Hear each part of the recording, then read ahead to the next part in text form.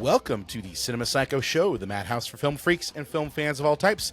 I'm your host, Brian Cottington, joined my fellow co-host and filmmaker, John Woolscroft. I don't want to be buried in a pet cemetery.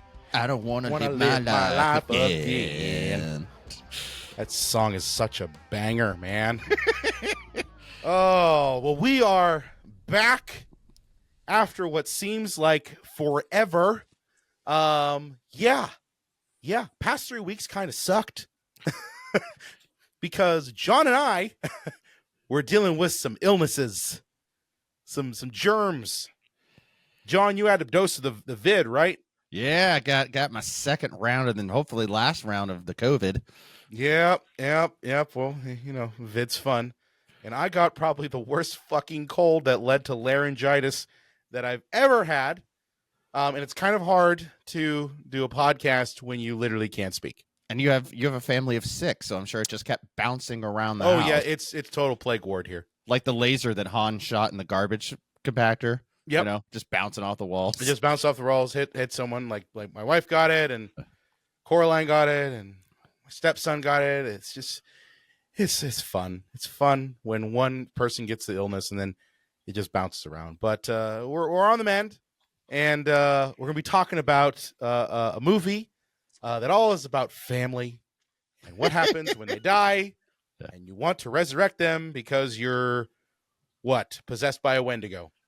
And that is, of course, 1989's Pet Sematary.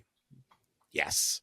And what better way to talk about Pet Sematary? Because it is still Stephen King month. Yes, I know we are well past the month of April. We're still going strong. We're going to finish this sucker up next week with Talk About Misery. But we've got with us one of my favorite people, super fan when it comes to this book, found this out. We've got Anastasia Elfman back with us today. Hey, Anastasia, how you doing? Woo! Hello, I'm doing great. And for our video audience, you can't see, but Anastasia is wearing a themed shirt. She's got the book. She's got the movie with her. She's got all of it. All the stuff. Yeah. All the stuff. And thankfully, all 3 of us have read the book. No, fuck. Oh, really? Oh. Listen, I will tell the audience this. So originally, I was actually going to record this episode with Anastasia and our friend Jordan. We've had Jordan on before. She came on and we did Nosferatu back in December. Was totally pumped to do the episode with Jordan, Anastasia, because John was going to be at WrestleMania, seeing greasy men and women fight. It must have been a fun time. Baby oil, a lot of baby oil. And sure enough, the week that was going to happen, I had rented the book from my local library to listen to, and then I got hit by this very nasty fucking cold, and it just took my voice, and I had to message Anastasia and Jordan and be like, hey, guys, I got no voice. And it's kind of hard. So like that took all the wind out of my sail to listen to the book. I said, listen, because I'm not going to read. Brian, you should have just buried yourself in an ancient Indian burial ground and then just dug yourself out and it would have been fine. I live in the city. There's no ancient Indian burial grounds in Beachview. So maybe I don't know. Maybe there is one and it's behind, it's behind an alley with some weird like cobblestone pathway, and Fred Gwynne is there saying you're not gonna go down that road. Yeah, that is better. But yeah, this movie, I gotta tell you, I always found this movie to be a very uncomfortable watch when I was a kid, because obviously you're dealing about death of kids. But as a dad, I really find this movie very uncomfortable. I'm curious, Anastasia, John, your thoughts. As this, Anastasia, you're a parent too. John, you're not. But you've got fur babies. Freak. Yeah. You got fur babies. So that's kind of like your parent. But what were your kind of your feelings about this, from your perspective, especially with, dealing with, death of kids and stuff? For me as the non-parental figure here, my inclination, and I don't know if it's a defense mechanism, is to laugh when something like so horrendous happens in a movie. Like I laughed when in Hereditary when the little girl got decapitated in the car, and I did too. It's not that I think that's funny. It's just like I think it's like almost a defense mechanism or something because something so outrageous just happened.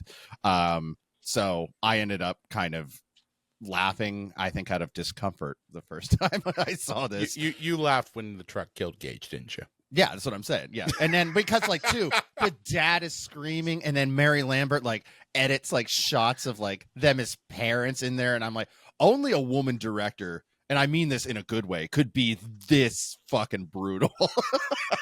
So yeah, Guy would not be that brutal. Yeah. I gotta be honest with you. And again, I mean that in the best way possible. I'm glad Mary directed this, but yeah. Anastasia, what about you? As a parent, what were your feelings towards this film? I mean, obviously, the cliche version of feelings that every parent, every good parent should have. It was interesting when I rewatched to prep for this episode a couple weeks ago when we were first gonna do it. I watched it with my daughter Audrey, and it was her first time seeing it, and so it was interesting being there and being able to witness her first viewing and her like notes on the film and what she took away, because it's like because she's such a different generation and used to like these jump scares and everything. I'm finding out that a lot of these films that hold so much terror for me, like I was afraid of revisiting this film because it was so terrifying. For her it was such a different experience, which I'm like, the younger generation that they can't, they're so desensitized to this stuff. Like it's like, why is it so fucking slow? It's like, shut up. I mean, she's been raised in a house, like filmmakers and has been on set and things like that. So she has appreciation, but some of the scares didn't hit her as hard as I was hoping for. Not to say I want her terrified, but also like, to answer your question, obviously it's gut-wrenching and so brutal to see, to know that moment's coming. It's really intense. See, what I thought was probably even more terrifying, like if I was trying to put myself in like the mother's shoes, is could you imagine coming home because you sense something's wrong and then you see your dead toddler just walking around the living room? That to me was even more terrifying than him getting hit by the 18-wheeler.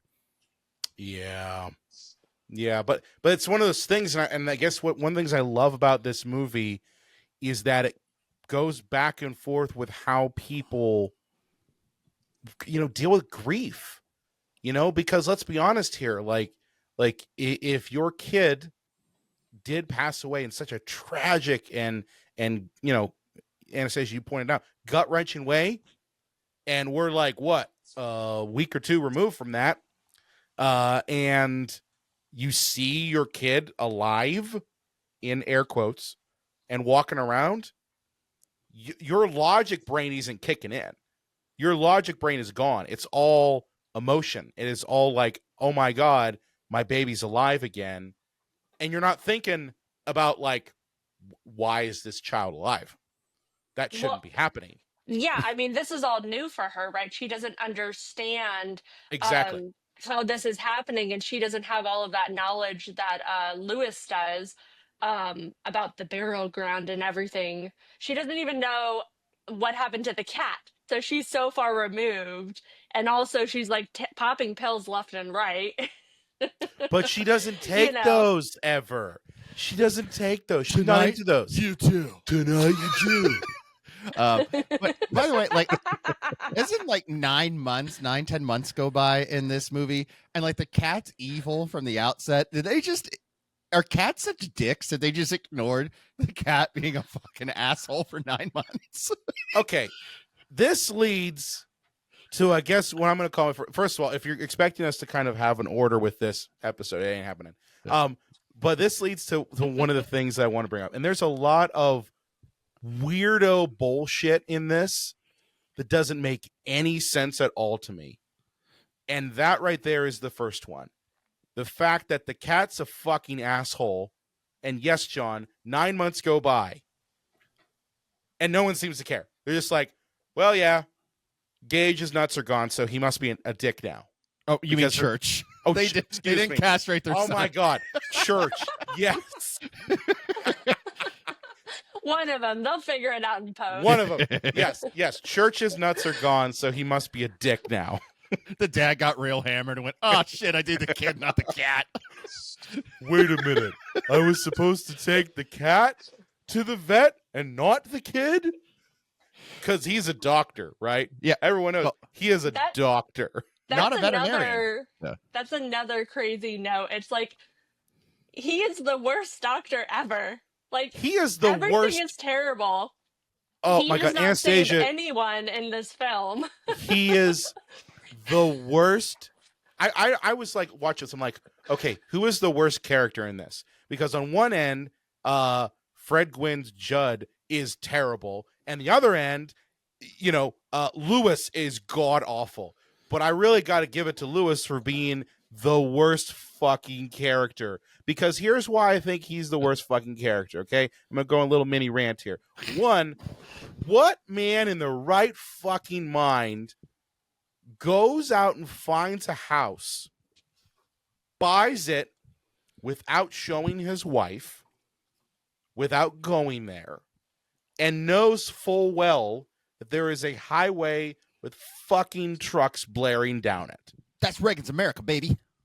Like, if I'm buying a house and I'm a family man, I want to make sure like everyone's safe. Well, Brian, even worse than that, like, this guy, I don't mean to be rude, but like the actual actor he's terrible. Oh my God, he is terrible. He goes from either being in a coma through his performance to over the top reactions. Like, my favorite line in this whole movie, because I've seen this a bunch of times, is when, there's a slight chance, a 2% chance that the cat might die when it's getting neutered. And he's like, if there's a chance, only a slight chance, this cat might die while going through surgery, it's on you. I know it's a 1 million shot. It does. It's on you. To his wife. And I'm like, what the hell was that? Again, knowing proving her my point. history as well, Yeah. Like, Oh no, he what? barely just finds out about it. It's just like, wait, your sister had spinal issues? Yeah. Anastasia, I think you They're wanted to jump in when I was super close. talking. They're like a super close couple, obviously. Yeah. A lot of But heart-to-hearts Anastasia, happening. I think you wanted to jump in when I was talking about the real estate thing. So please jump in. Okay, so as our resident with John, People who read the book. not to rub it in your face, but Please. it's a good one. It's a good one. If you like the film, you're gonna fucking love this shit. Okay. Anyways, in the novel, it's the university that gave him a couple options of houses, and ultimately, I guess he chose. But yes, it's This so one's on the weird. lake. I get it. It's so weird how everybody's just okay with these trucks just, flying through. There's no gates. Yeah, build a fence. Yeah, so there's no fences. He's terrible. I'm sorry. He is so absent-minded and fucking terrible. I'm the whole time going like, dude, you why would you pick this house with a massive highway full of trucks? I mean, I don't want to offend anybody, but I would say he's actually the villain of the story. Ooh. Not the That's Wendigo. interesting. That's interesting. Please expand on why Lewis is the villain. Well, I mean, it's just bad choice after bad choice. He's a terrible doctor. He's not a great husband. I guess he's an okay dad. Average. But, Mid. it's Phone it in. okay. Doesn't build a fence. Main offender, what else? Turns his back on his toddler kid. Like that was the thing for me. Like he turned it, like, again, 9 months have passed. Toddler kids playing out in the fucking yard. No fence, no nothing, and he's just turning his back. And there you go. Well, the thing I hated most about that, and I know it was to ratchet up the tension, but the fact that he has a little tripsy poops like right before he could have saved his kid, you know, and it's like, oh God. Like it would have been one thing if he just couldn't have ran fast enough to get there in time, but he just whoa, Dick Van Dyke's it, you know, like He right just before the Yeah, he's like holding still and he's like, no, you know. Yeah. All right. Well, Yeah. Brian, should we go back and just kind of give a central premise of Yes, this we movie? should. I'm Okay. sorry. I told you this is going to be all over the place, but it's okay. So the central premise of this movie is that we're with the Dr. Lewis Creed. He moves his family into this really amazing house, except for the murder street that's right in front of it. And he, it's up in Maine because it's a Stephen King, Of course it is. novel. And the property contains a pet cemetery. And we know about this because Lewis's weirdo old fucking neighbor, Judd, played by the enigmatic Fred Gwynne. Yes, enigmatic. Yes. So good. His full name is Judd Exposition. Judd Exposition, yes. And some might say he's the true villain. Like there's theories out there that Judd actually is the villain because he does things and clearly knows that you shouldn't be doing these things. But we'll get to that. But yes, Judd tells him that, hey, there's this pet cemetery on your property because of the murder road that you clearly knew about but didn't care about. And let's go walk down and see it. And it's Pet Sematary, not spelled correctly, right, John? Yeah, I wonder how many like drafts of this book that Stephen King turned in and just asshole like executives went, you seem like a pretty smart guy. You've written some books, but you misspelled cemetery. It's like, that's on purpose. Yeah. But yeah, no, I think it was kind of a cute touch, because like obviously this is for grieving like 7-year-olds who probably don't, who are just spelling things as they hear them, because the English language is so fucked. It is. The word phonetically is not spelled phonetically. So, but I gotta ask this. So, the Pet Cemetery, and I'm not talking about the book. I'm basing this question purely on the movie we watched. The Pet Cemetery has nothing to do with anything. Oh yeah, no, it doesn't. Not at all. I mean, you could talk about grief, like that the idea of losing a pet is kind of a first step for people in life to understand and respect death before a loved one. Like not that your pets aren't loved ones, but like a grandparent, parent, loved one, or a friend, should pass away. And that's kind of like a stepping stone for that. But I just kind of thought to myself, why not make I guess because all the pets would have just woken up. Sorry. I was about to say, why not just make the Pet Cemetery where you bring people back from the dead, but then everybody's goddamn pet would have just woken up. But, but why not call it Micmac Cemetery? Is that what you're saying? Yeah, well, Ancient Indian Burial Ground doesn't have a great book title, does it? Yeah. I don't think it doesn't sell. Doesn't sell, John. Well, I guess it would be, it's the gateway to the burial ground, right? It seems like that is the one and only way. They have to take this very tricky climb up into wherever this burial ground is, which seems to be some huge place that I'm guessing people in helicopters and planes could probably see, but nobody knows about except for Judd. Oh yeah, he won't shut up about it. Yeah. He tells everybody. This is like the size of like Jerry's house. This is like the Dallas Cowboys Stadium, like it's humongous. So we have like our setup that, okay, there's the Pet Cemetery, the busy road. We get to meet our characters, which I think Mary does a good job, and Stephen King, because Stephen King did the screenplay for this off of his own book. I don't know if this was the first time that he did a straight adaptation from one of his books. I don't believe so. No? Okay. But yeah, the only book that apparently scared him that he's written. That's why he shelved it for years. I understand why. He shelved it for years. His wife found it and said, you gotta submit this to the publisher, because I think he was freaked out by what he was presenting. Is that, the cat Church ends up dying, and that's when we find out that if you go past the Pet Cemetery to the Ancient Indian Burial Ground, which in a minute, let's talk about how movies for years just because we knew so little of them because we committed mass genocide that we just decided that Native or indigenous people have magical powers because we're so ignorant. But we'll get there in a second. Is that it's an ancient Indian burial ground, and if you put things in the ground, they can come back to life. But what comes back ain't what you put in. Well, what comes back is what you own. Yeah. Yeah, I mean, where do you start? I mean, one, this leads to me talking a bit about Judd, which I gotta say, I mean, I mentioned before that I think he might be tied for the villain of the story, because Judd comes off as this very folksy. John, you called him Mr. Exposition.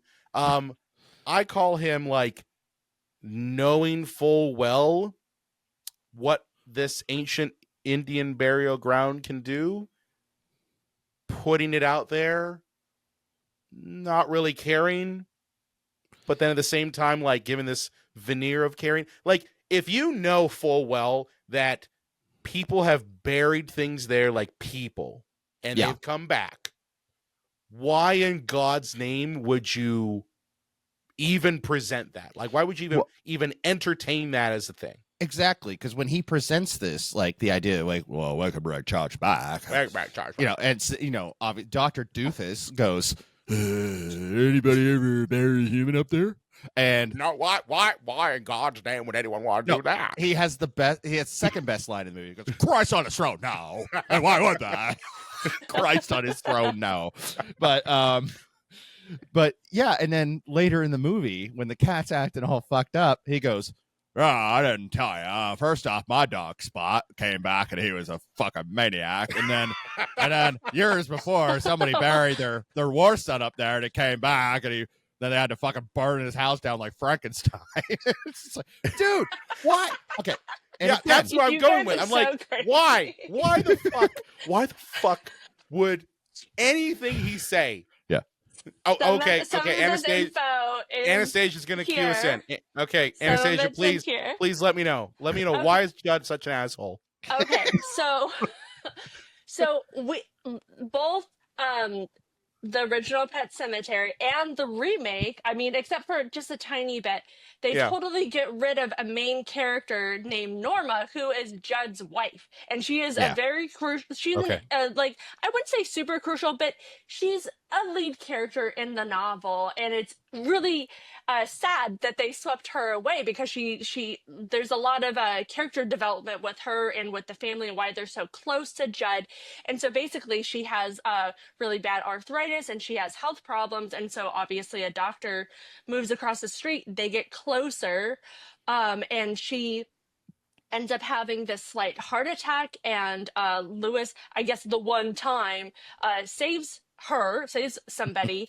And so Judd feels like he is in debt to Lewis. And so when the cat dies, he's like, I owe you this because you saved Norma. So that was kind of a crucial part that was left out, that, you know. But he knows. Well, he knows, though, what the burial ground does. That's what kills me. It's like, it's not like he's coming from it from an ignorance, or it's like he's been told by it. He knows full well what it does. But also, things don't always come back evil.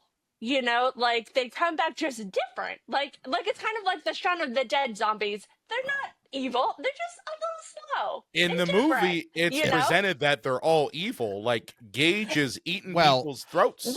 But that's later. That didn't really happen to Judd, except for, like, there was, like, one time with with the other person. I'm blanking on his name. Tommy. In the so he came back a little evil, right? But no, I mean, you're right, and that's I just wanted to mention a long lost character that I thought was really important to the story. John, you got a thought? Yeah, two things. One, let's jump ahead to the 2019 version of this. You know, the watered down version. Although if you're gonna try to replace Fred Gwynne, Lithgow's a good choice. That is a good choice. But he says in that one, because because I first saw the movie and then I read the book, and then obviously many moons later I saw this remake. Is he goes, Oh, I thought it was the love that Ellie had for the cat and how sweet the cat was with them, that it would be different this time. And I'm like, at least it kind of tries to explain it, because like, you know, he loves Ellie so much that he wants her to have his cat. But so he wasn't thinking with his head on straight.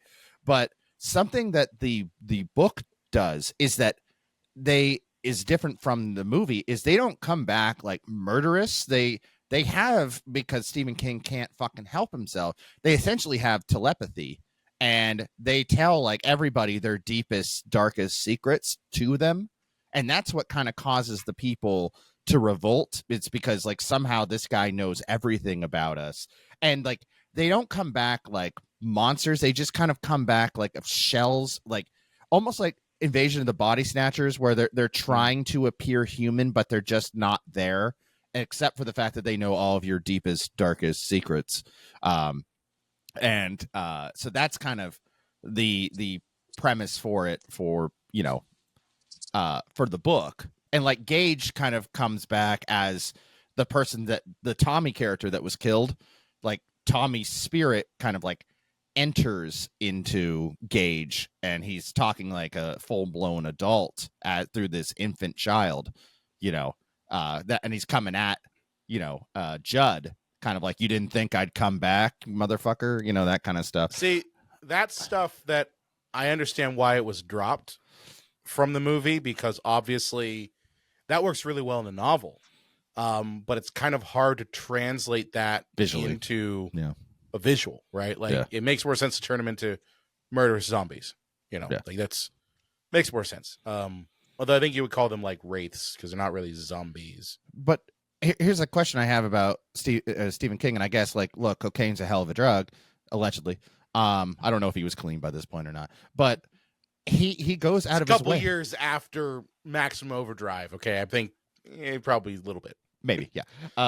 Is that his book goes out of the way to describe a Wendigo, which, you know, is an ancient demon kind of thing. I'll just keep it as simple as that it's connected with the burial ground. And the movie just completely cuts that out. But you hear like the Pascow character, and we'll get to who that is if you haven't seen the movie, is he's like, they're coming, you know, they're, you know, we can't keep them away forever. And I'm thinking, who the fuck are you talking about? Because I don't know if Mary edited out all mentions of the Wendigo from the movie in post-production, or if they cut it out of the screenplay, but they mention and they're coming, and it's like, who the fuck are you talking about? Well, here's the thing. Here's the thing. This movie was cut down before it was released. So it is very possible, because apparently when it was released, the studio did feel that it was a little too long. And that is something that I've heard as a criticism for this film, is that it does have a bit of a pacing issue, in that it does feel very, very long. So I imagine that original cut was even longer and may have included some of these elements that, you know, like, that should have been there. And, you know, you mentioned the Victor Pascow character. He's kind of a pointless kind of guardian angel. Massive Head Wound Harry, you mean? Massive Head Wound Harry from Saturday Night Live.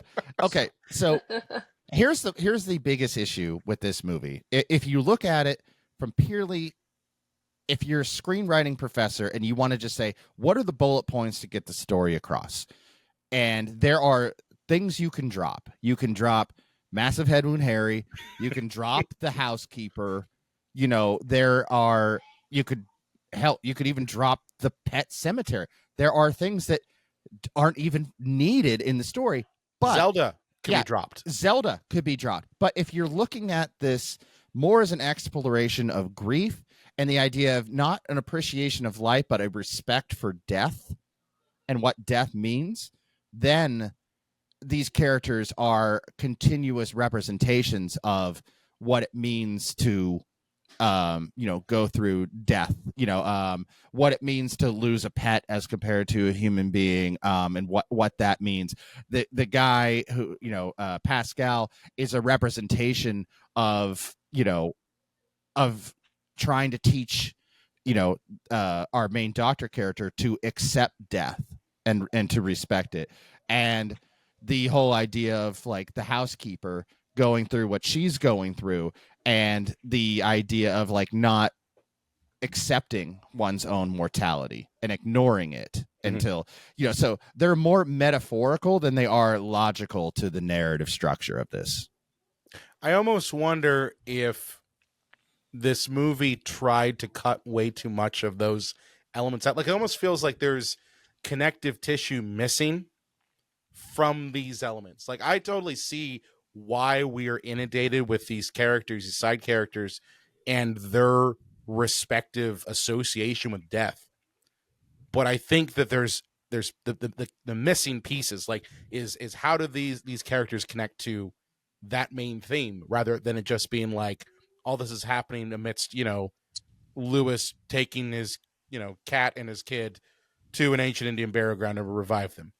And I know how they're trying to get it, but it doesn't feel as well thought out. And I wonder if those things were cut on the cutting room floor.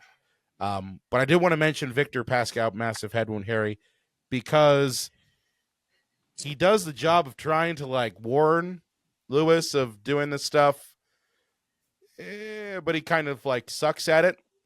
He's like the only reason he knows about it and does it in the first place. Yeah, like, he sucks at the job of stopping and helping. Like, there's a moment in the movie where he's like, hey, I can't go any further to the house. Like, he's talking with what's her face, Rachel, and saying like, this is as far as I could go. Does she even like know him? No. Oh, yeah, but so that's not really fair, because like, she can't hear him. But here's the thing, though. Any crossover with those characters are just by, chance. Like, we're just seeing, it's just the audience perspective. But here's where I go back to him. Like, he's terrible at his job. About 10 minutes later, where does he show up? Back at the fucking house, telling Lewis not to bury his dead wife. So I'm like, where the fuck were you? Where the fuck were you, Pascow? You were supposed to. I can't go any further. Apparently, you could have. Yeah. Well, he didn't want to. He was going to Waffle House. He was going to Waffle House. He had things to do, Brian. He was going to the Dixie Boy. That's where he was going. He was in the truck with the trucker. He's going Dixie Boy. Another story thing that could be dropped if we're just going by the screenplay is Ellie, the daughter's, apparently is psychic like every Stephen King character. She's got the shining ever. Yeah, she's got the shinin. And it's like, okay, this is more prevalent in the book. Yeah. But Stephen, when he adapted it, dropped it entirely, except for out of nowhere in Act 3, Ellie has like psychic kinetic powers. Got to pad that runtime somehow, John. Well, I guess they also have to have a reason for the wife to feel like she has to rush home. But you could have figured out another way to do it. I don't know. Maybe Dr. Doofus could have left a message on his answering machine, be like, sorry, I'm not home right now. I'm trying to raise my dead son, so please leave a message and I'll call you back. What? I know, Brian, you're like hating on Pascal, but like literally Lewis is the worst, and he's always making these terrible choices. Like, how do you even deal with that? Like, if his he wife has one knew... job, Anastasia. he has one job. It's a big idiot job, okay?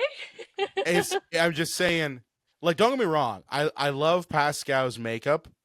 And that's I do the too. makeup Yeah. in this movie is so fucking awesome.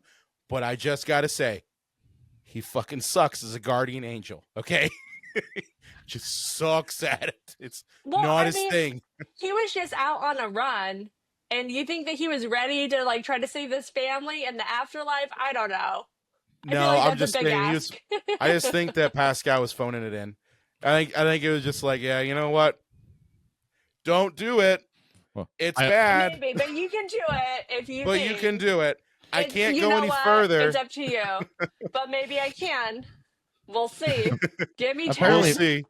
Apparently, Mary Lambert really liked American Werewolf in London. Yes, I want to do that shit. Yep. Yeah. Yeah. All right.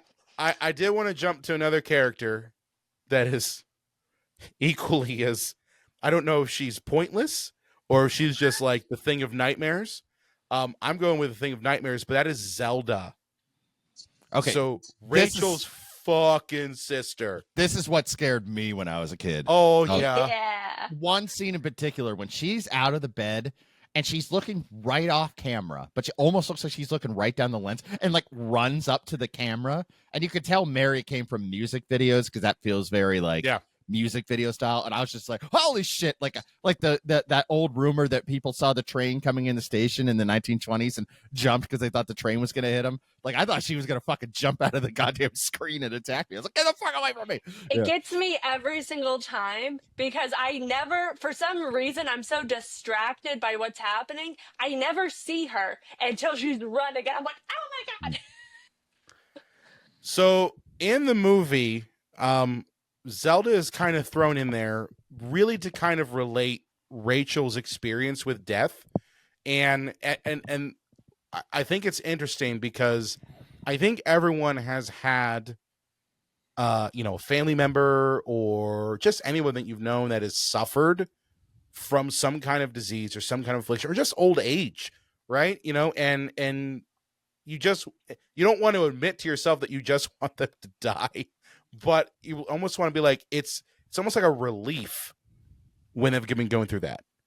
And it makes you feel horrible. And that's Zelda's character is really designed to make Rachel feel, and like us, the audience, feel like, yeah, I've been in that situation or known someone who's been in that situation. And it does feel like a little bit of a relief when that suffering ends. But it also is designed to make you feel horrified at yourself for even going down that dark path of being like, I want them to die so they get relief. And in the case of like Rachel's family and herself, she wanted her to die so that like they can move on with their lives almost. Well, also she's abjectly terrified of her sister. Yes, which terrified. Understandably, I mean, I as an audience member was terrified. Yeah, was it spinal meningitis or what was it? Spinal meningitis, and they actually had an actor, Andrew Hubastek. I think I pronounced his name right or wrong. But yeah, they had him dressed in layers of latex, and it's so fucking good. So fucking good. And I would say that is the most terrifying aspect of this film. It's not so much Gage, it's Zelda. Like, whoa. Yeah, Link ain't coming to save this princess, I'll tell you what. No. No. It's scary. I'm curious, Anastasia, your daughter, when she saw this, what happened? What was her reaction to Zelda on the screen? What was it? Was she terrified like the rest of us were? Yeah, I think she had like some questions, like what is happening with this character right now? Because I mean, that's, I guess, part of the film. It's so jolting, just out of left field, coming in with this like intense character, visually, morphed and twisted and kind of evil. She's so hateful, and in these flashbacks, so we're seeing it from Rachel's perspective. Yep. But I think to kind of change gears just a tiny bit with the remake, I thought that those sequences with Zelda were really great, and they actually got me. That was probably that and then a later part in the film were the only things that I liked of the remake. The rest of it, I was like, ugh. Truth be told, I only saw clips of the remake. I did not watch the entire thing. I mean, I'll save you like an hour and a half. It's just That's the Zelda, why and then there's a part where they do have Judd's wife, Norma. They had a really cool transition to show her, and so that like 2 minutes worth. So those two things were killer for me. But otherwise, I was like, okay, whatever. And the 2019 one, they killed a daughter, which I'm just like, I know you wanted to be different, but that, no, you blew it. I didn't want that. Yeah. you It you was, all like, wanted too the different. toddler to die. The toddler's terrifying to watch, like a little innocent toddler You're die. like, yeah, you know Or what? coach's 7-year-old. The 7-year-old girl didn't want her to die, but you know what? That 2-year-old kid, fucking kill him. Well, did you see what he was wearing? Osh, gosh, but gosh, he was asking for it. That's what 2-year-olds wear, dude. Like that's Slutty you ass don't have 2-year-olds. children. You don't have children. You can't speak. So that leads me to talking a little bit about the scene that I know for me for the longest time I had to like change the channel when this was on because I just couldn't watch it. Like, and there's very few movies that I do that, and it's not. Gage is flying. Shut up. I'm flying. You're gonna make me cough. But yes, Gage's death is one of the hardest things to watch in a movie. Just because of how relatable it is. Like all it is like this family, they're enjoying their weekend in front of their house playing, and it quickly turns to literally the worst day of their fucking lives. And it again makes me really hate Lewis because he knew where he was moving to. But it also is a thing where it's like I have kids and it's horrifying. But I actually, because I wanted to watch it all the way through, I watched this particular scene all the way through. So just to kind of give you a little bit of a play-by-play, Gage is flying a kite, and Let's go and fly a kite. Hey, what the hell is that noise? Gage is flying a kite. He's cute as and fucking adorable. And then in the blink of an eye, his dumbass parents aren't watching because they're dumbasses, namely Lewis. And he turns away with his kid holding a fucking kite that's clearly unspooling and going forward. And Gage runs into the fucking road, and a Mack truck just kills him, like knocks him out of his shoes. And I thought for the longest time, like his shoes, like his feet, like literally like detached from his body. What? Can we also talk about the fact that this little boy was hit by a semi-truck? And I know the driver slammed the brakes, but when he comes out of the Pet Sematary, he's got like a little scar, like he's Harry fucking Potter. Like, no, that kid is a pile of meat. Oh yeah, no. I mean, let's be honest here. That's a closed casket. We have to have something come back to life, and I don't know if it would work well if it was like an amorphous blob of blood and mucus and bone, just like slithering around. Hi, Daddy. Just a big gloppy. I want meat to play cake. with you.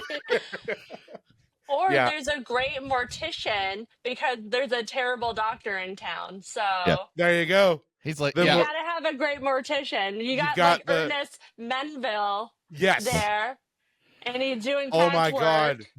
That's where Ernest went after I he think left I'm Hollywood. onto something. Yeah, Combined universe. It all adds up. Son, I don't know if I need to kill you or brine you because you look like a roast. Yeah, but he dies, and you get this heart-wrenching sequence. John referenced earlier that Mary Lambert really did pull on all of the fucking heartstrings by intersplicing it with like pictures of Gage, enjoying life now that he's dead. And then like Lewis giving this guttural fucking scream. And then it cuts to the worst fucking funeral of all time. I told her when she married you, she'd have a lifetime of grief. Like, who the fuck does this? Rachel's father is like just parading around and like getting in Lewis's face. The coffin like the casket opens up. Fucking Gage. You see a little arm? Little arms. And you're just like, what the fuck is going on? This is madness. Mary is fucking brutal. And the thing is, like, I'll tell you right now, she does not like me. Mary Lambert? Yeah. Why? I gave her a call. I figured she teaches at NYU. I figured out her office. Oh my God! hours. You tried to get her? Yeah, I figured out her office hours, and I called her during. John, you her can't office keep hours. doing this. And she was like, yeah, I'm with students right now. This is my office hours. I'm like, yeah, I know. That's how I knew I could reach you. And she went, yeah, well, why don't you try calling me when it's not my office hours? And I'm like, because you won't be in your office and I don't have any other number. She's like, well, that sounds like a personal problem, and hung up on me.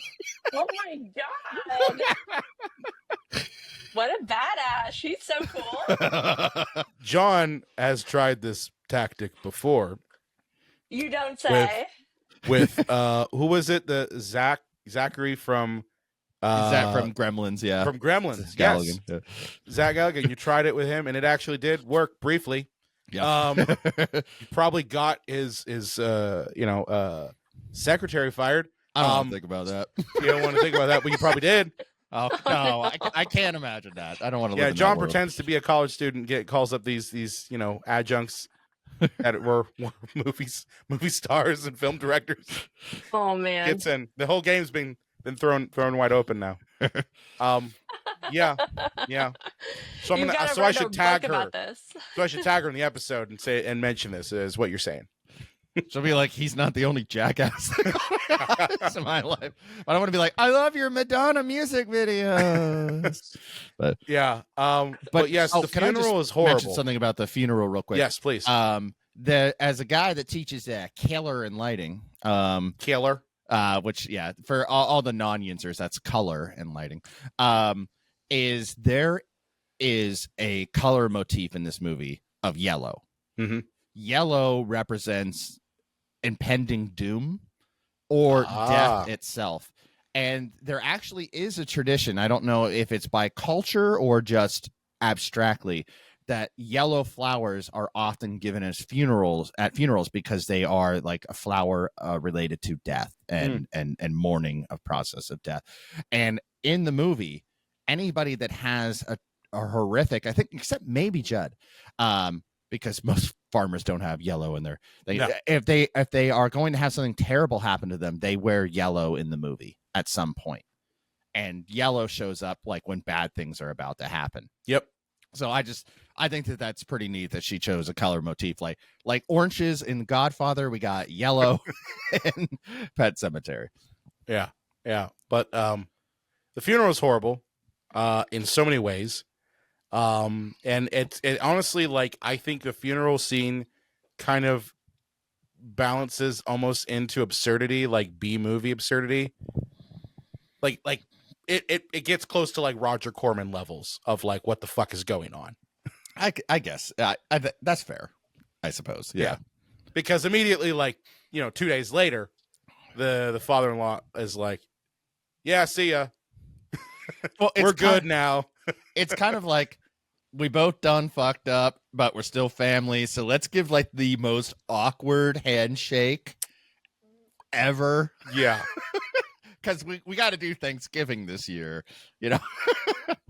I mean, I don't think they're doing Thanksgiving this year. But yeah. Well, they won't have to worry about the kiddie table. No. Oh my fucking God. Ellie's still alive in this movie, John. Oh, they're upgrading her to the main table. She's the only one left. So what I find hilarious is that you clearly can see like that Lewis has lost his fucking mind, and what his family decides to do is leave him to his own devices at one of the hardest possible times. Well, I also love that Stephen King clearly doesn't want his wife to know what he does when he's left home alone. Clearly. Because there's a point where Rachel can't get a hold of Dr. Doofus. And her mother goes, oh, you know how men are when they're alone. He's probably out eating a cheeseburger or a chicken dinner. That is a man who's covering for what he does when his wife goes out of town. Clearly, Stephen King hits up whorehouses and strip clubs and cockfights and shit. And he's like, your face is brilliant right now. I know our audio-only audience can't see this, but Anastasia's doing the greatest face. But he's there at the typewriter going, cheeseburgers and fried chicken Yes, dinners. that's what That's men what we do. That's what men do. That's the only thing. Cheeseburgers and fried dinners. It's like, no, not looking at porn and baiting. Not at all. My dad would go to spring training with his best buddy Jim McMurray, and I'm like, spring training when I got old enough. I'm like, you're going to fucking titty bars. Like, maybe one day you actually showed up to spring training. Well, but, yeah, you got to take pictures, right, to say that you were there. Yeah. Oh yeah, no, but I just found it really weird that like clearly like Lewis is disturbed by all of this, disturbed by the fact his son is dead, and then the response is, "We're gonna leave you by yourself." Because what happens when you're left with your own devices and you're in despair? You do some really terrible, weirdo shit, like try to resurrect your kid. I mean, God forbid he just do like drink himself nearly to death and do drugs like a normal grieving person. But no, he decides to go dig up his child, his meat sack of a child. Anastasia, you look like you want to jump in. Oh, well, I mean, yeah, it was his idea, right, to get rid of Rachel because her folks were heading back anyways. And so he's like, okay, I gotta get rid of the old ball and chain so I can go dig up the kid and try to bring him back because that's gonna make everything perfect and normal. Maybe he couldn't leave work. Waited too long with church, and if he gets Gage now, he'll be fine. Church had just fucking died. Like he died. The church died on Thanksgiving, and they fucking took him on Black Friday to bury. How that's a lot shorter than the fucking kid, but yeah, he's left with the demon cat and decides to dig up his boy. But what I find so odd is that he's like earlier in the movie, he's like, "Hey, Judd, as I mentioned, like anybody try to bury a person up there?" And he's like, "Christ on a straw now," and he like a doobie goes, "Oh, okay. Must not work on people." And then Judd goes, "Hey, by the way, that's what I'm telling you. I lied now. They don't try to bury someone up there. Hey, but you shouldn't do it. Don't do it with your kid. But it works. But don't do it with your kid. All right, I'm gonna take the rest of these Budweisers home and go bait one out." It's just like, the fuck. He believed you. Yeah, that's what I'm telling you. Judd, I think, is the secret villain of this whole movie. He's the secret fucking villain. Tell the grieving parent of a toddler, and it's his fault that his toddler is dead, that if he brings him to this ancient Indian burial ground, he will come back. He'll come back. Then he goes and leaves. So, yeah, the guy who sounds like Mr. Ed with a drinking problem, like, then goes home to watch some Dobie Gillis and drink the rest of his Budweisers, pass out in his recliner, thinking nothing's going to happen. He even tells him, he's like, yeah, that's why the Indians didn't bring any bodies up there, because the ground went sour. So don't do that, please. Even though I know you're not in a logical state of mind right now, and I just told you could see your son again. Bye-bye. Yeah. So he, pulls a Renfield, and he, well, not Renfield, but a Fritz, Frankenstein reference, and buries, he gets the kid out of the ground, and goes back out of the Indian burial ground and buries him there. And then sure enough, he comes back, and he's kind of a cross at this point between like a fucking zombie and Chucky. Which, real quick, can we go back to him digging up the grave? Yes. First off, those bodies are like 6 feet down. And I don't know about you guys. Like, maybe it's because I grew up in a small town, but both of the graveyards in my hometown, you can see, unless it's super, super deep into the graveyard, like, at any time of day, what's going on. So, like, unless this is a humongous graveyard and he's like way, way, way back in the back, and unless somebody else is there at night, like, people driving down the street can see him digging up this grave, which is going to take hours. And I got to hand it to Mary Lambert again, because this chick is brutal. What really disturbs me is her direction for him to hold, like, this, prosthetic doll, his dead son that he just dug up to his chest. And I'm like, that is heart-wrenching. That's more disturbing than him having to kill the kid later, like him holding the rotting corpse of his child. And one last thing, I don't know if people know this, but if you have a body embalmed for a funeral, they sew up all the holes because the body doesn't leak. It's true. If you ask anybody, they sew up the mouth, they sew up the nose, they sew up the butthole, they sew up his little toddler pecker, like everything. So if he puts his kid, damn. if he, it's true. You can leak from the cock. If you put this little kid in the ancient Indian burial ground, you better be ready to pluck out some fucking wires from his asshole so he can take a dump. Maybe he's like what's his face from Hocus Pocus, right? Like, you know, Billy. Maybe he's like Billy from Hocus Pocus. Oh well, I mean Samoans don't embalm bodies, so maybe they just didn't have the kid embalmed. But the thing is, you would have to because he's a fucking mess because he got hit by a semi-truck. We've already said that the suspension of disbelief in this movie is really high because the semi-truck hitting the toddler is going to turn into like a pile of goo. So, I mean, you know, you're complaining about the logistics of butthole sewing and embalming not lining up with reality. We're still talking about undead zombie children. Okay. Yeah. I actually would have liked to see a version of like a more realistic version of Gage coming back. You know, Gage calls his dad. There's Gage? like subtitles. I can't understand you, son. Speak up. Speak up. Well, it would be cool. He does have a scalpel. Like he could have cut open his sewed up mouth. Yeah, said, you didn't think about Daddy, that, huh? I now want to play with you. Yeah. Oh, I gotta say, Gage as a zombie is, terrifying and laughable at times. Like when he kills Rachel off screen because we don't see it. It happens off screen. Well, because the kid defies the laws of physics. Yes, because the kid defies the laws of physics. And let's be honest here. Just like with Chucky, if a 2-foot tall child is trying to attack you with a scalpel, in reality you would kick it.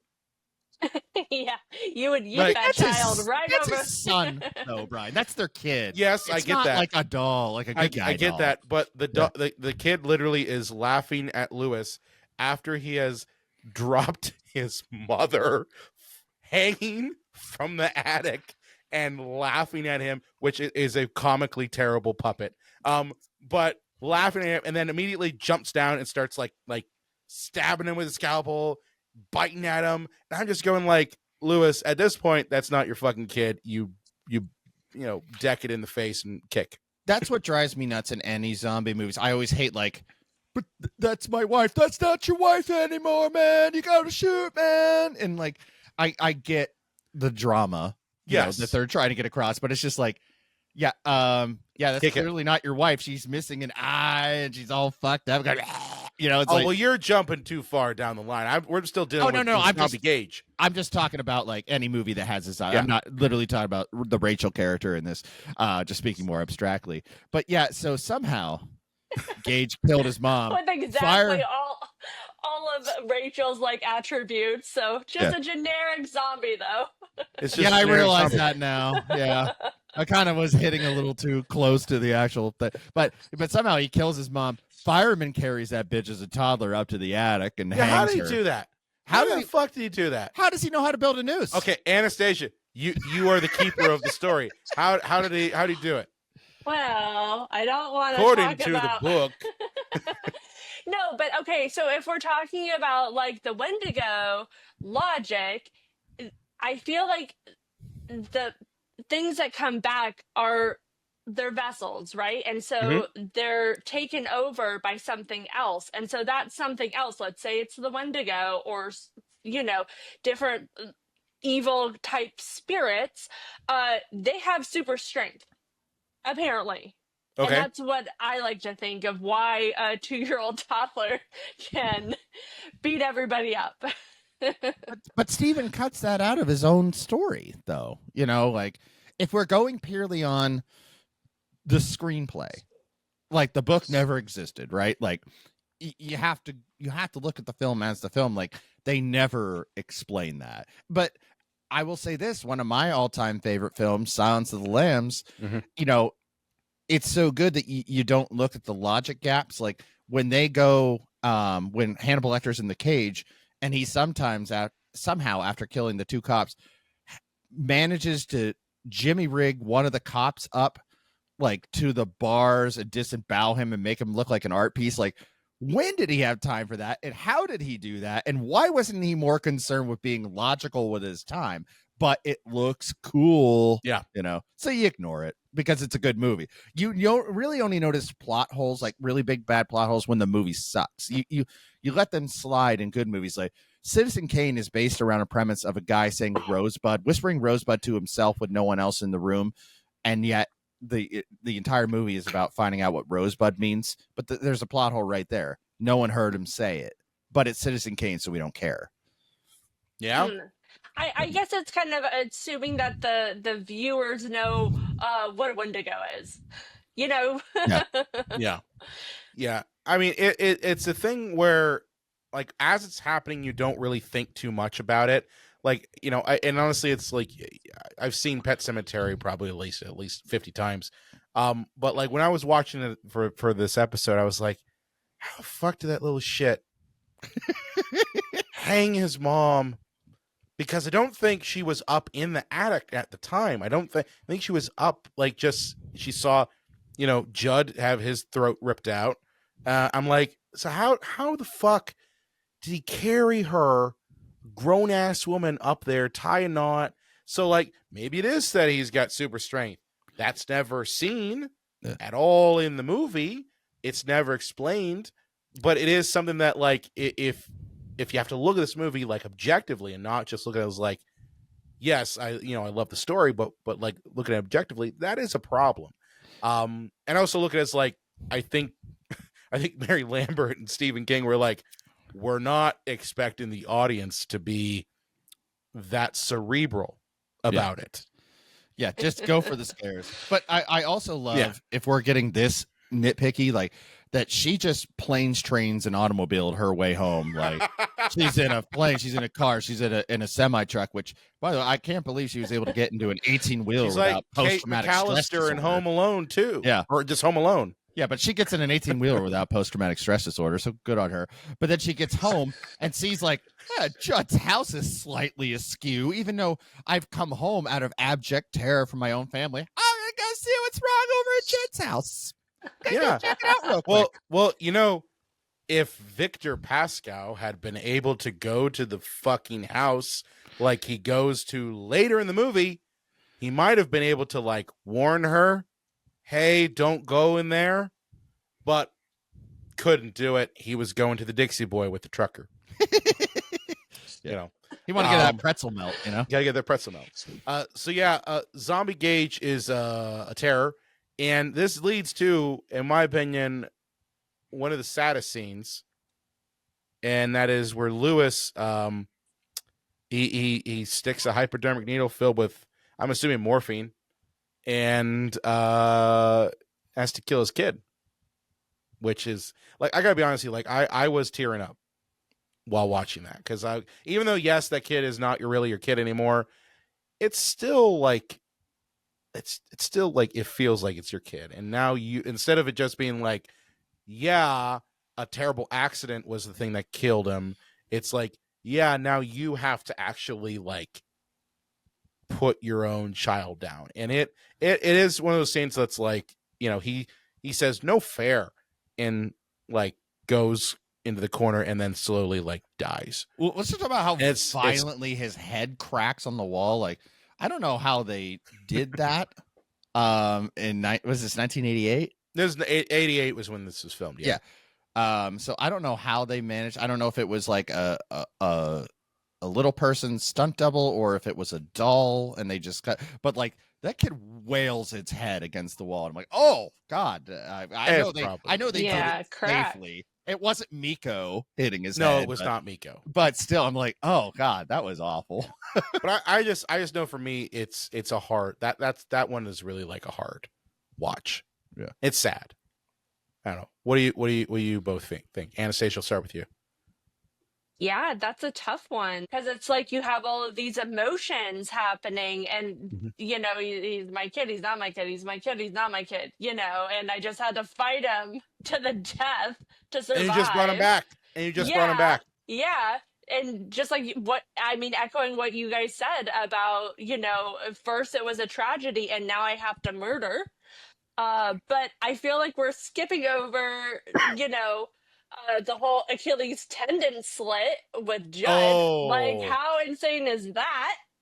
I'm terrified of he had it coming. anybody who's going to be slicing up Achilles tendons in a film. I'm Like, sorry. that is, I'm sorry. how Judd does, had it coming. well, I know you don't like Judd. Judd. You don't like Judd. I love Judd. Now. I love Judd. I just These think that Judd is the impressions. secret villain of this because I had to go ahead and tell him, hey, yeah, you could bring your kid back to life, but don't do But it. also, Bye-bye. also there. Yeah, do whatever you think is right. You choose. You choose. do you, buddy. He's a libertarian, okay? Okay. But with Leave the- and let me.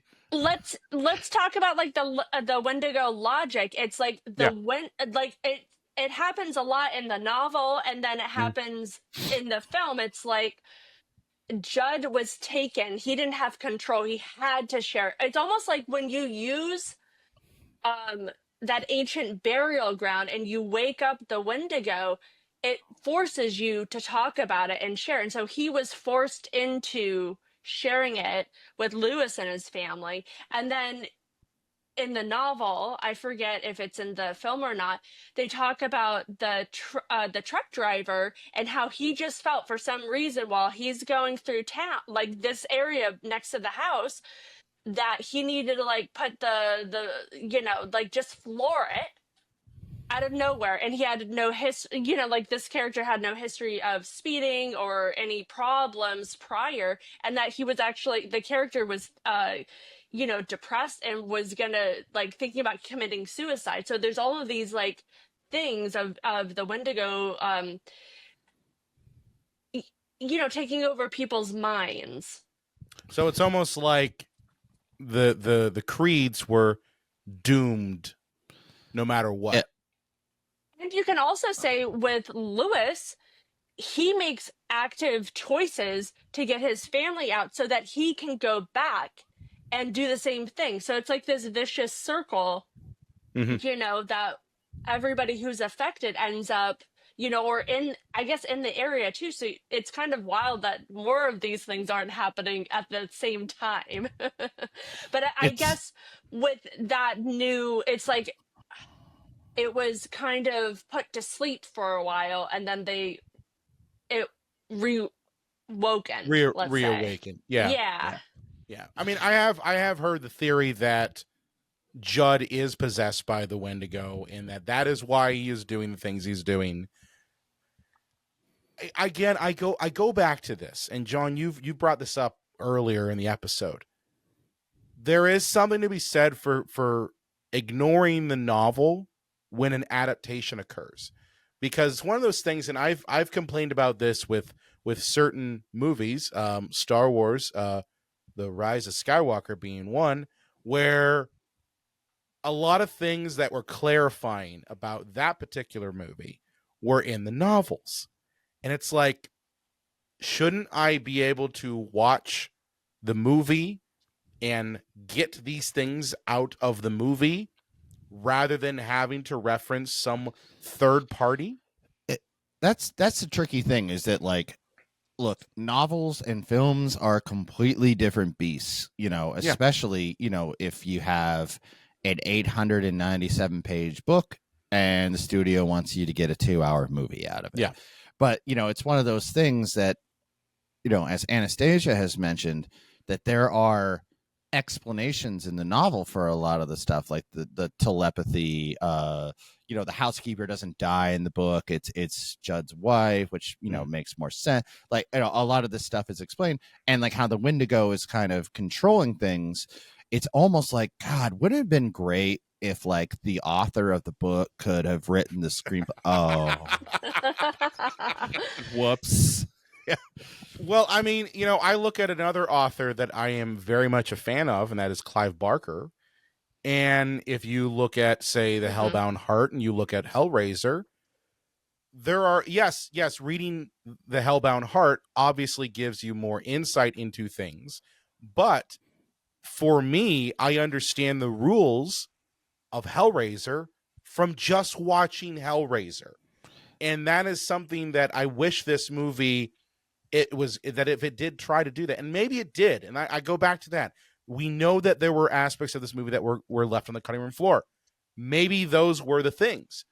But I gotta go with like, all right, you can't put a movie out that has clear holes in some of the rules. I'm not necessarily talking about the logic. I'm talking about just the overall rules. Every horror movie has to have rules. And if, you don't have that, then yes, you're gonna watch this and be like, why is Judd kind of an enabling asshole? And why is Lewis such a moron? like those are that's when you watch it. And keep in mind, I love this movie. I'm not saying that as a hater of this film at all. I actually really like it. But it's worth pointing out that, you have to ask yourself, do I have to have the novel open as I'm watching this movie?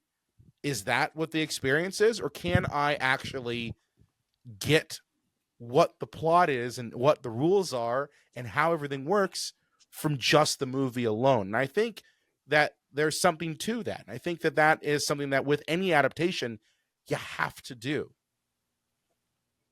Well, interesting. And like see. if we're talking about yeah.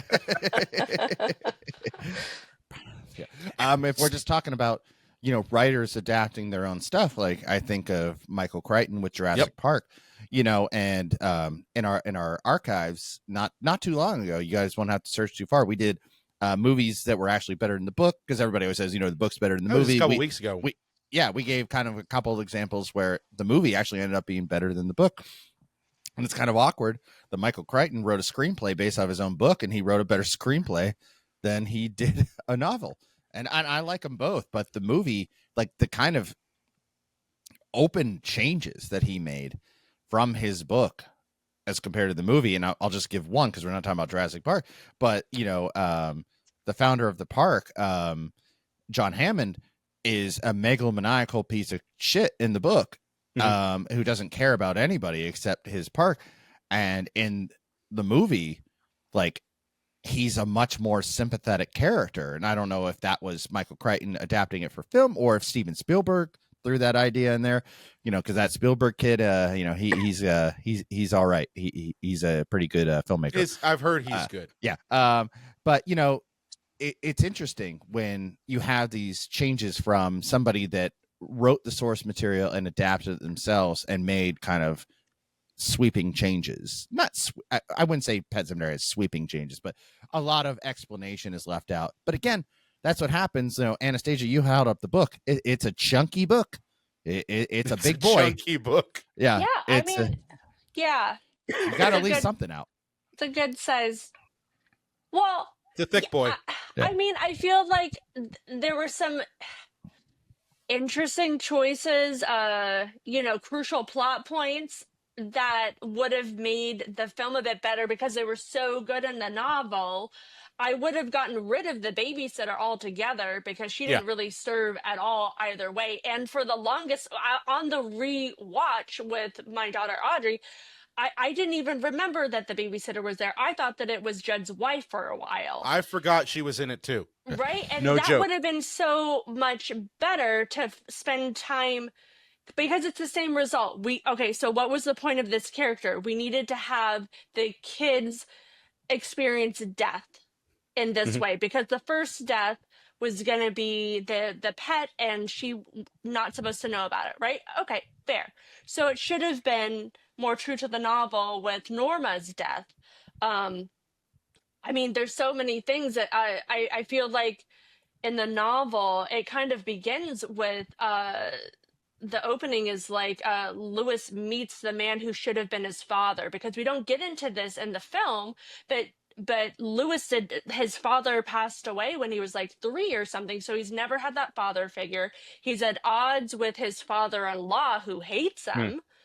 And so Judd comes in and they end up really bonding as like a father-son kind of relationship. And so I thought that was kind of lost on the film. I mean, it's serviceable, what's happening, what we see with those two. But don't get me going, because I love the novel. It's so good. And it's so, it makes me sad to listen to it because it's so dark. Mhm. And then even just the abuse that Lewis puts on the cat really hit me in the novel, because it's like there's a lot of explanation about that. Like he's kicking the cat all the time, and I love animals, so I was like, why are we picking on this cat? Like even in the film, I felt like just let the cat go, I I mean, guess. Church did give him a present. But that's normal cat behavior. A I felt like mutilated rat in his bathtub while he was taking a bath. That's present. that's normal cat behavior. That's I love you, Dad. You You know, know. yeah, if you're gonna be anywhere and a cat drops a dead rat on you, the bathtub's the best place to be Yes. of all options. But actually, the reason cats do that is because they think that they love their owners, but they think that they're not good at hunting because they've never seen them kill an animal. Yeah. So they like kind of bring They it would as like, be "Here, you right. suck at hunting. Here you go." Yeah. They would be right with Lewis because he's terrible at his job. He is. Well, he's terrible at everything. I had a cat that was a serial killer. I would open the front door. How many humans? Well, no, I'd open the front door to like get ready to go to the school bus, and there would be dead varmints, dead rodents, and it would either be headless and the body, or just the head. And I'm like, my cat is a fucking psychopath. Oh yeah, no, that's the thing. People don't get it. Like cats, they have a switch that can be flipped when a certain rodent is around. I've seen cats. I had a cat that I was trying to save a house rat that had just a house mouse. It just came into the house when I was a kid, and the poor mouse. I was pulling the mouse away from my cat, and my cat, I kid you not, claws ripping the flesh off this little mouse. Wow. Because it Why did are we not. sharing this? It did not. Or talk about cats from so it did not want to let go. Oh no. It did not want to let go. And so, yeah, cats have the capacity to be serial killers. So it's not any stretch of the imagination that Church turns to that. But I was like, yeah, why are you being mean to the cat? He's giving you a present. Yeah, I he's thought doing. Lewis. Yeah, it's gross, but yeah. See, that is villain behavior. Lewis kicking the cat and being evil towards the cat. Like what? The cat did he want to come back? And now he's got to like freaking like hang around with you? Like hate it. Well, speaking of Lewis, let's talk a bit about the ending. So Gage is dead. Sadness. And that boy is on fire. yeah. Decides to light Judd's house on fire. Convenient when it's not your own house, right? But and again, this right here boggles my mind. And again, I know, Anastasia, you're gonna look at me and go like, "It's in the book, Brian." Okay, I'm ready. I get it. I get it. He's possessed by the Wendigo at this point. He's like, he's not thinking clearly. But again, I got to go with like, you just had to kill your cat. You had to kill your kid. And what are you going to do now? You're going to take your dead fucking wife and resurrect her. Brian. Third time's the charm. With half a face gone? Brian, you can't fuck a cat or a kid. Oh, Jesus Christ, John. Every time. Every time we're talking about Pet Sematary. No, I'm just joking. Oh, no, this is classic John here. But yeah, I he's guess not so. subtle. He's not a subtle boy. I caught on. I mean, I hate to say it, like, there's no college co-eds at the university you work at, dude. Like, but yeah, I guess you got to go with the undead women. He could have been like Austin Powers in the second one. I'm single, baby. Yeah. Yeah, but he decides that, hey, you know what? A third time's a charm, and she's only been dead for like a couple minutes, so yeah, she might come back, okay? Yeah, why not try it out, right? No, she comes back as a fucking Two-Face. She looks like fucking Two-Face from Batman. Rachel Dent, can we trust her? Yeah, with pus coming out of her eye. And then of course, that just turns Lewis on because he starts like, mouth assaulting her. And Well, it's hard to kiss it because part of her fucking mouth is missing That on is the left-hand side. that's a problem there. Is it though? It doesn't seem to be. It seems to be ideal. He's like, ooh, that larger mouth hole now, and it got an Yeah. extra hole where your eye used to be. This is great. yeah, starts mouthing her face off, and sure enough, she's still crazy because she came back from the ancient Indian burial ground and kills him off screen. Cut to black. Which, okay, just talking Let's about this unpack ending. this. The book, like, has like just the hand coming on his shoulder, and Anastasia, right? They just kind of leave it open ended there, right? Yes. Yeah. And like that would have been. That's actually kind of where I thought that there would be the difference between the film and the book. Like you would think the book would be descriptive of, and then she reached down to the table, reaching for some kind of weapon, feeling the butcher knife that he had left there from like, you know, the sandwich he made, or the, you know, like very descriptive, and I'm killing him. And then the movie would have been more like subtle, just the hand on the shoulder.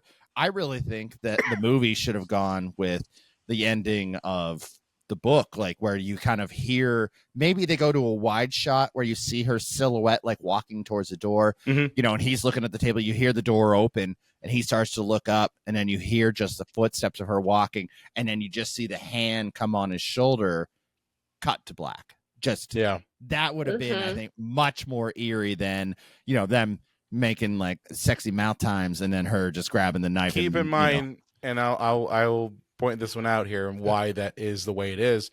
This is 1989. This is in the heat of the slasher genre. Yeah. So that's why they did it. Because Yeah. it's like we gotta get. I mean, I'm not gonna boo it. I'm not gonna boo it. I am. I like John's version. I like John's version too, but at the same time, I like my blood and gore too. Like, and this movie delivers that in spades. But I will say that I did not like, and this is the one clip I did see from the remakes ending, which is like the whole fucking family's a zombie of family now. And it's like the little like Gages in the car. They're coming after Gage. Coming after Gage, yeah. Yeah, it was weird. Like, just so you know, the whole movie vibe is that. Like, I didn't like it. Because everything's it's just fucking off. weird. Everything's just a bit off. I know they want to make it different. Like, you know, it's not like the Psycho shot-for-shot remake that Gus Van Sant did. You know, they want to like give it its own thing, but there's so much to the novel that we didn't get in the first one. They could have given a more faithful adaptation. Yes, that's what I would have liked to see. When you say different, I mean, like, let's throw it back to the novel rather than, you know, coming up with some new stuff that isn't even there, or switching the roles, you know, between, you know, what kid dies. Yeah. I mean, again, I didn't watch the remake entirely because I really don't want to. When I heard it was announced, I'm like, this is a pointless remake. This is in the same vein of like all of the Platinum Dunes remakes that came out in the early 2000s. Of all of my favorite horror movie icons, like A Nightmare on Elm Street. Fuck that movie. Seriously, I fuck it to death. That remake, but it felt like that. It was like, why the fuck are you doing this? Yeah, have either of you seen the prequel, the like Bloodlines, or I forget what the name Prequel of... to Pet Sematary? Yeah, it was kind of recent, I think. Have you guys seen that one? No, I've Castle Rock. I've seen the sequel to Pet Sematary with Pet John Sematary Connor too. Yeah, and the remake. That's all I've seen. Yeah, I didn't know there was. There's like a prequel where it's like Judd is young, but I didn't like it either. Yeah. Well, just kind of wrap things up. I have some final thoughts on this one, full questions more or less. Who do you think? And Anastasia, I want to start with you. Who do you think is the real villain of this movie? You already know. Well, I'm asking you though. I want to know what you. Well, I mean, I think the real villain, is Lewis, and then also on the side, the villain, I feel like kind of is Rachel's dad too, because Yeah, he kind of sucks.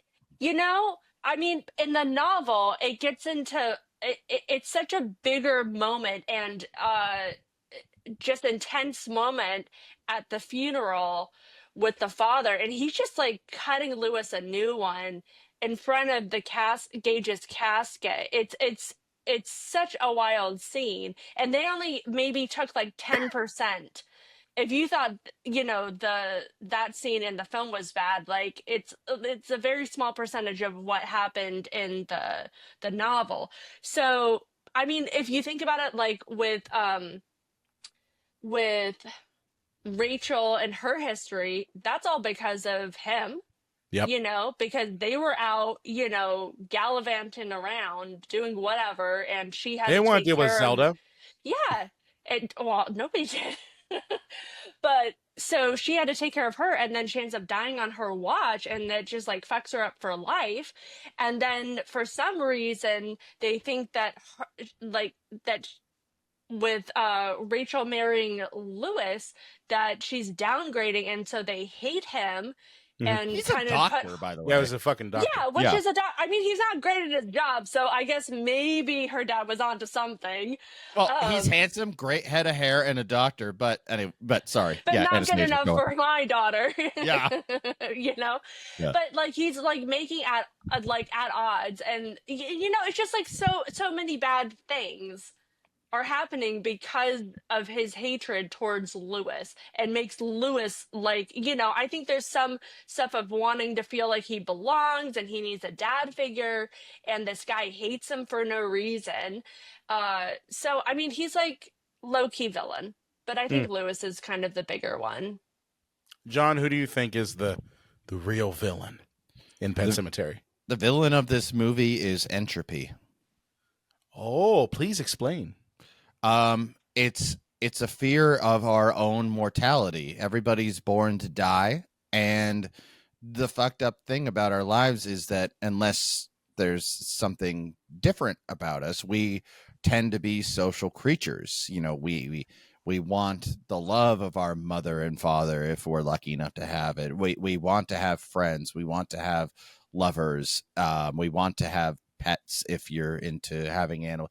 But every person you introduce into your life, if you are lucky enough to outlive them, you don't get cancer, get hit by a bus or something strange, is that everybody in your life that you outlive is a tragedy waiting to happen.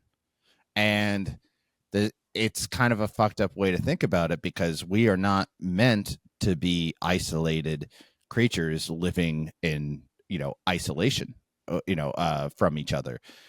But we are taking on a tragedy with everyone that we let into our lives if we outlive them. And this movie is, I think, Stephen King's exploration into acceptance of death and respect of it, that we can grieve and we can fight and we can struggle, but we have to respect that death is a part of life. And I think that the idea that everything in nature breaks down is the true villain of it, because this whole thing, whether it's the novel or this one or 2019 one, whatever, is an exploration of what death means in our lives and our eventual need to accept it. Very interesting take. Very interesting take. I agree with you completely. I'm going to be very much what I've been saying the whole time. One, Lewis is a terrible father. I wouldn't call him the villain. I still will go with Judd is the true villain of this fucking movie. Just because he knows. That's the problem with Judd. That's why I really, I thought long and hard. I'm like, who's really the bad guy in this movie? I'm not going to be as philosophical as John is. Anastasia, right on the money. I think the father-in-law also is an asshole. But again, I got to go back to it, is that Judd kind of is the person in this movie, whether he's possessed or not. Again, movie doesn't tell me that. He knows full well what the Indian burial ground can do. He integrates himself into the family. comes off as a very loving and caring and a father figure to Lewis, taking advantage of that, in my opinion, because you're telling me like Lewis has a bad relationship with his father, didn't really know him, that sort of thing. Well, guess what? Judd kind of fills that role in a very twisted sense. Okay. Knows full well the power of this place. Knows that it turns people into fucking evil zombies. Puts that out there, gives them a taste of it, and then says, don't do it. I'm going to go walk away. like you cannot be that character and be the good guy. You know what I mean? You just can't.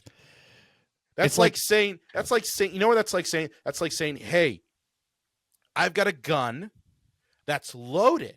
Let me show you how to load it. And then I'm going to put it into a drawer that is unlocked, the safety's off, and I'm going to walk away. Don't shoot it. Bye-bye. Like that's the villain. You know what I mean? In a different universe, like, you know, it could be like Judd is like Palpatine, like just coercing Anakin. Yes, he is Palpatine. Now, don't go down that road, young Skywalker. Anakin, you ever read Mein Kampf? It's like, what did you just say, Palpatine? Now, Anakin, did I ever tell you about the tragedy of Darth Plagueis the Wise? Wait, no, what was it? Jimmy was the guy? Yeah. Did I ever tell you about Jimmy Soldier? Jimmy Plagueis the Wise? Do you want to be an Anakin? As we watch weird opera shit. Got with some Budweiser. Floating mermaids. Oh, the jizz opera? Yeah, the weird mermaid opera. Yeah. Last thoughts on this before we kind of close it out. Would any of you use the fucking burial ground? Anastasia, you're our guest. I'm gonna ask you first. Yeah. Would you use the burial ground? I mean, probably. Just because of I know I would be so distraught losing anyone. Probably. Yeah, definitely. I'd do it. John, what about you? See, Brian, this is a loaded question. Do I know the rules of the Pet Sematary, or not the Pet Sematary, the 8th and Indie Burial Ground? Anastasia's gonna pull the fucking book out. She's gonna tell you the rules. No, but I'm saying, like, am I just told that if I bury a loved one up here, they're coming back, or do I know that they're coming back twisted? I'm gonna pretend that I'm the Judd character, and I'm gonna tell you, don't use that. But here, you can use it. You know what? This is the funny thing about like, we give the dad in this like so much shit because, like, first the kid comes back and he's fucked up, and then the wife, you know, he's like, despair will make you do funny fucking things. Yeah.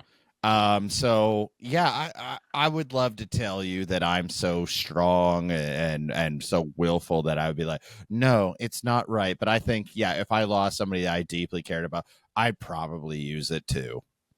Yeah. Same. Steve. If one of my kids passed away, like, in an accident like that, I already know. I already know. I wouldn't care. Fine. Yeah. If I could hold my daughter again one more time, yes.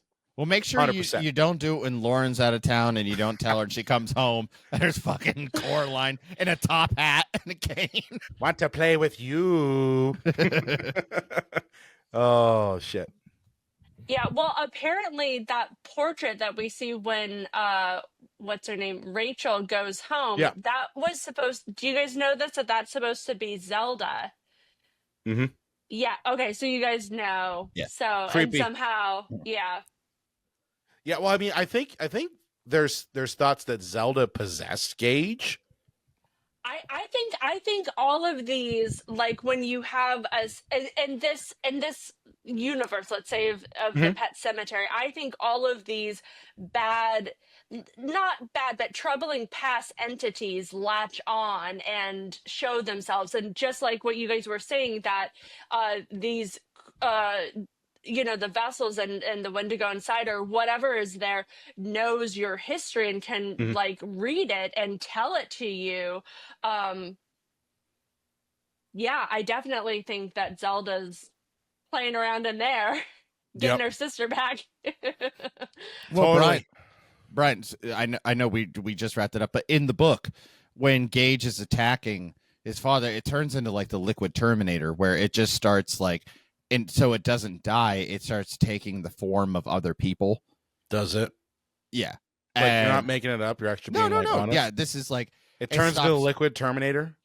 Well, I mean, in the sense that it changes its face to other people, and its last grasp of like trying to protect itself. So, yeah, it's. I can see why yeah. none of this was in the movie.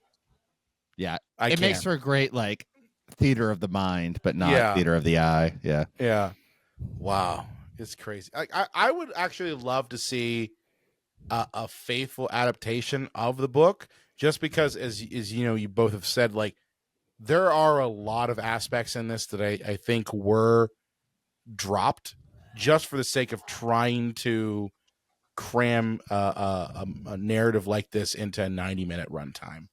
And there, you know, that would have been nice to see some of these things. I've said it. I'm sorry, Anastasia. I said it 1,000 times. When you have big chunky books like this, make them streaming shows where Bingo. you can stretch it out over 8 episodes that are like an hour and a half long each, and you Bingo. can be faithful. Like some books aren't meant to be 90-minute movies. They're Yeah, like too Dune. damn long. Like yeah. Dune. Yeah. Yeah. Anastasia, you had a thought?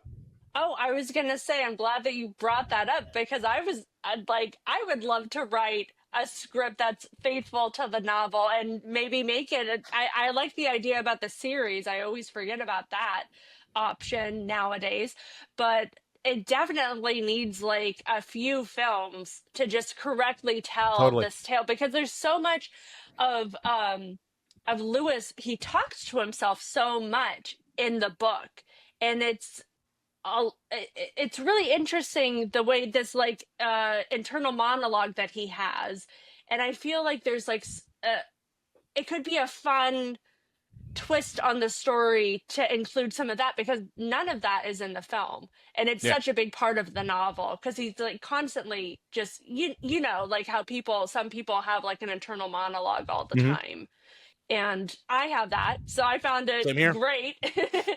And it's actually shocking when I learned that other people don't have that, because I'm like, what are you guys doing then? Well, when I when first you heard adapt that, it, can I play Pascal? Well, nearly headless Harry. Well, see, it sounds like you've got Judd, impression down down pat. I heard that a lot during this episode. But now. Why would I? I would say my last thoughts is to definitely read the novel, and if you have a choice, I love the Audible version with Michael C. Hall, and he does Ooh. all of the voices, including the kids, and it's so wild and wonderful. And when I say it, you're probably thinking, how the hell is he doing that? But he is such a terrific actor. Mhm. I mean, I would love to cast him as Lewis in my version of the film. I think would be great.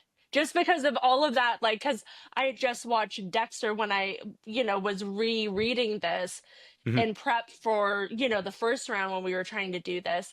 And it's so wonderful to have Dexter, like, reading you Pet Sematary. Because it's the same idea, because he has all of these, like... I bury my kid.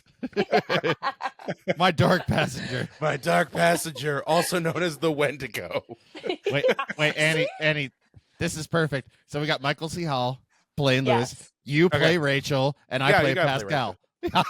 Yeah. See, I would want to play Zelda, but maybe I can have a You're dual gonna be Oh, okay. Zelda. Oh, yeah, that'd be good. yeah. I've got to Yeah. use I that wanted to give you the dancer starring role. background. Yeah. No, I Yeah. can play both roles. We'll add a lot of makeup, and I'll, contort myself in weird positions. It's fine. Don't worry, I'll do the casting. It's fine. I thought Brian could be Zelda. No. Just slap on some prosthetic No. kitties. I'm not doing that. No. Anastasia's got it dead bang. I can't pull that off. Can't pull You're it right, off. and I can't masturbate that much. I'll be honest. Oh, Jesus. Well, on that Boys. note, Anastasia, what Yeah. new things are going on with you? Well, a lot. A lot. And the funny that we're talking about a film that has a wonderful, let's say, like exposed brain, because I'm working with horror legend Brian Yuzna to Yes. create a wild, bloody burlesque pre-show to his screening of Return of the Living Dead 3 in Beverly Hills on June 7th. So it's gonna be Awesome. crazy, and it's so wild. I can't even talk. I wanted to say something, but I can't even talk about it. But I'm hoping to like create wild drinks of like what's that toxin? I just want it to be a full immersive experience for everybody. So it's Nice. so fun creating the effects for the live performance and the multimedia. I've got my whole crew. It's gonna kill. Well, Where can and- people get tickets and stuff for that? Where can they get it? So from the theater, the Lumiere Theater in Beverly Hills. So and it's on all of that's a big and- theater. Yeah. yeah, it's fancy times. It's fancy times. But that's with Shaka Go Film Festival. Nice. Yeah. So that's what I'm up to. You know, Anastasia, I'm still waiting for my plane fare and my comp tickets. And don't worry, I can sleep in a little cot at the end of you and Richard's bed. I Perfect. snore like a breeder hog, but don't worry, it's fine. You'll You're get gonna have used to it. You'll have to fight the cat. Like church. Oh God. No. No. You know, I saved her from a cemetery though. We have a Hollywood Forever cemetery, which is like this Yeah. very famous cemetery. And I worked with the rescue there and I scooped her up and now she lives with us. So hopefully she's Oh. not a Wendigo. Yeah, I was saying, that's a nice ending to this. She's Yeah. a Wendigo. I was gonna say I would love if you ever talk to Brian Yuzna to say like my friends at the Cinema Psycho Show would love to pick your brain about the movie Society. Yes, well Oh, so I good. was- My, So good. So good. we've got to talk about this afterwards because I'm starting to set up Brian and our press for this. So maybe let's set Just something saying. up. I so love we that can movie. talk about that. We could talk about it's the 40th anniversary of Reanimator. So Yep. he could talk about that. They have a new release. So let's Talk about let's it. get him on the show. Anastasia, wanna know we're how much whores. KY Literally I- anybody we can. Yeah. I just want to know how much Wait, KY wait, I did thought- did I- Yuzna wait. use for that? That's Yeah. it. I thought special? No. No, you're special. You're our biggest. Yeah. No, you're You're our our- biggest. Yeah. Our biggest fan. And we love you so very, very much. Yes. Okay, so you'll be able Anastasia, to, you're like a father to me. that's what I was hoping for. I want to be everybody's daddy. It's gonna. Oh, Oh wow, this just got. this got Yeah. a little steamy there. Anastasia, where Yes. can people find more info about you and find more Wow. info about you and follow you around? Yeah, well, come on over to. I'm on Facebook, so Anastasia Elfman on Facebook. I'm under my stage name, Dahlia Demont, on Instagram. I want to change that, so if anybody knows how to change it without losing everything, please help me. I need a lot of help. And then, a website, AnastasiaElfman.com, BloodyBridget.com, all of those things. YouTube. Yeah, I'm You're everywhere. Everywhere. John, where can people find you on the internet? Well, if you want to hear about my affection for Q and flat earther stuff, you can find me over on X under our Lord and Savior Musk. No, I'm just fucking. Facebook, Instagram, over on YouTube.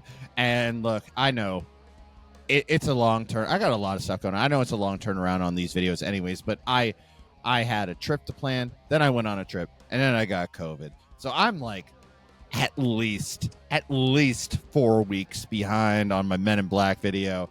This is probably like the 7th goddamn episode I've been talking about it, but I'm getting damn close, Yeah, everybody. you're getting close. That's So, yeah. right. Yeah. So Men in Black's right around the corner, and I'm going to probably have to shelf like 2 or 3 other episodes because we're getting close now to summer, and I want to start doing like summer, so many questions and check-ins. Yep. So those ones will just go like into the reserve for probably next year, the ones I'm skipping over because I'm so far behind. Definitely check out J-Dub's Video Nasties, though. He's got some great stuff. Huge back catalog of videos. And if you like, John without me, it's good. It's good. It's good stuff. If you like alcohol without the chaser. No, it's seriously, John. You do awesome jobs with those videos. I crack up every time I watch them, just because they're so good. Thanks, man. But of course, if you have loved this show, do me a favor and please share it with your friends. Seriously, go ahead, send this link off to people that might love Pet Sematary or a discussion on it, and share it. On top of that, if you are listening to us on your favorite podcast app of choice, please do the work of following us. If you can follow us at cinemapsychoshow.com/follow, you'll see all the little buttons there on your favorite podcast app of choice. Just click one and boom, you're following us. It's great. It's grand. Of course, if you're watching us here on YouTube, hey, do me a favor. Can you do me a favor and hit that like button, hit that notification bell, and hit the subscribe button. That stuff really does help us out in the YouTube algorithm. I see you guys out there on the stats for this on YouTube. A lot of you are watching this, you're loving it, but you're not subscribing. Please do that. It does get us out to a much wider audience, and it does, honestly, the work of encouraging us to keep making these things. With that said, we will see you next time. I want the director's cut with the alternate ending where Lewis survives his wife, kills her, and then decides to take Judd up to the Indian burial ground and make that his new wife.